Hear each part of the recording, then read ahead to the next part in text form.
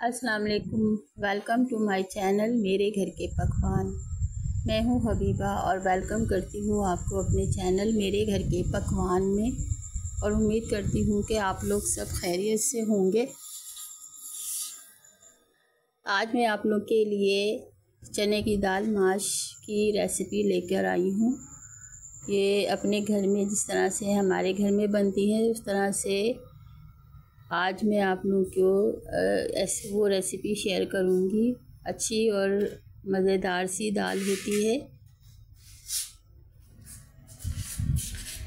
सादा सी दाल होती है बहुत, और देखने में सादा सी होती है मगर खाने में अच्छी खासी स्पाइसी होती है। मेरी वीडियो को आप लोग एंड तक ज़रूर देखिएगा और अगर मेरी वीडियो अच्छी लगे तो इसे लाइक कर दीजिएगा और मेरे चैनल मेरे घर के पकवान को सब्सक्राइब भी कर दीजिएगा।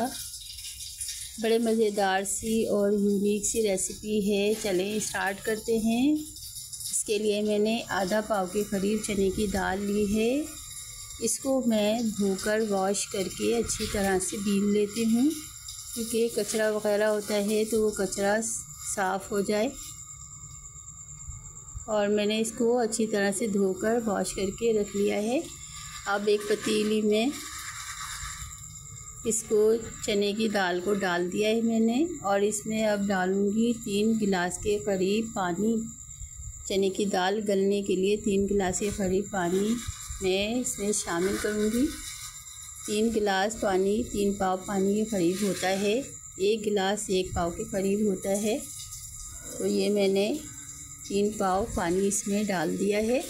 अब इसे चूल्हे पे चढ़ा दूँगी। चूल्हे पे चढ़ा दिया है मैंने। जब तक इसकी पहले इसको फ्लेम फुल करके रखूँगी, तेज़ करके रखूँगी। जब इसमें दाल में उबाल आ जाएगा तो इसको फ्लेम को मैं हल्का करके स्लो करके गलने के लिए रख दूँगी। रख दी है मैंने दाल।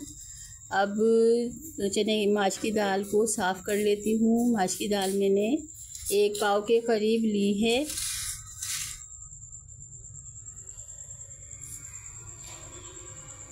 एक पाव के करीब मैंने माश की दाल ली है।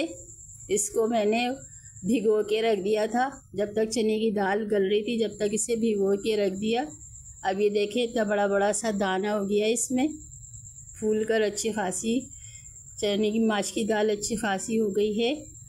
अब इसे मैं चने की दाल में शामिल कर दूंगी। चने की दाल जो मैंने रखी हुई थी अच्छी खासी गल गई है। अब इसमें मैं ये माश की दाल जो भिगोई हुई थी वो इसमें शामिल कर दूंगी।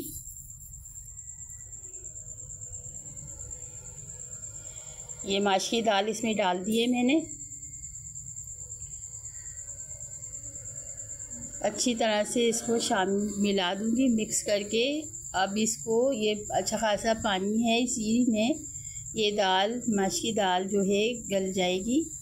अब इसे मैं अच्छी तरह से मिक्स करके ढक्कन लगा के रख दूँगी। तो अब इसमें जो मिर्चें वगैरह डालना है उसे तैयार कर लेते हैं। इसमें गोल वाली लाल मिर्च जो होती है वो मैंने ली है 10 से 12 अदद। सिर्फ दाल के अंदर ये वाली मिर्चें डालूँगी मैं और नमक डालूँगी बस। बाकी सारी चीज़ें, हरा मसाला ऊपर से डालते हैं इसमें।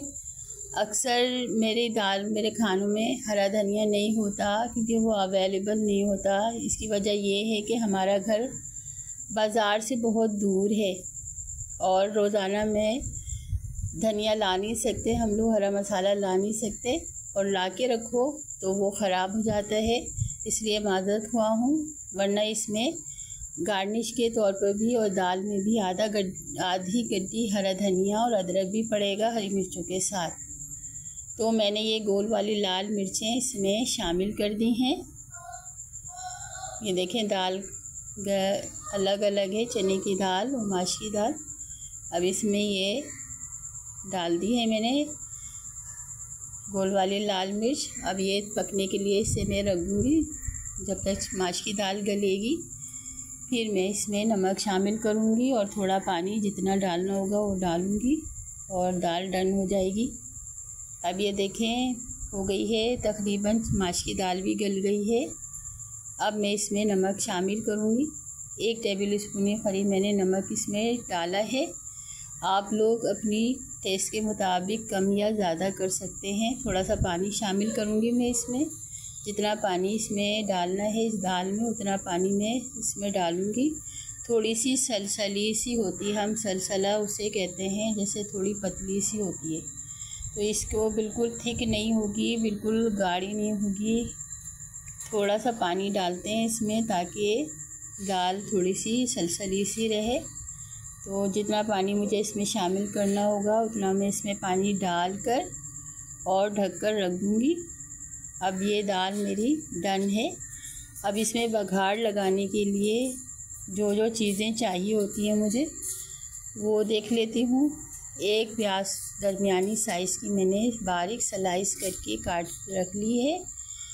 1 टीस्पून सफ़ेद ज़ीरा है और 7 से 8 गोल वाली लाल मिर्चें, बस इसका बघार लगेगा।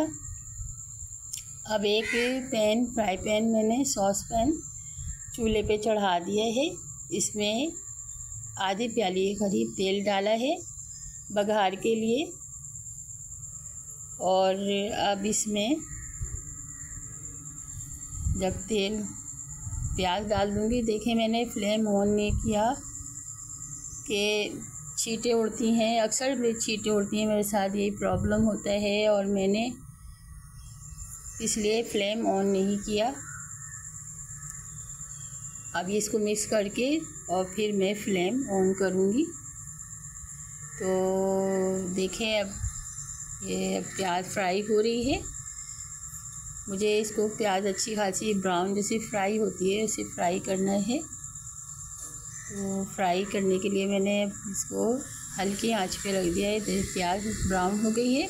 अब इसमें मैं बाकी की चीज़ें जो सफ़ेद ज़ीरा और मिर्चें हैं वो शामिल कर दिए हैं मैंने।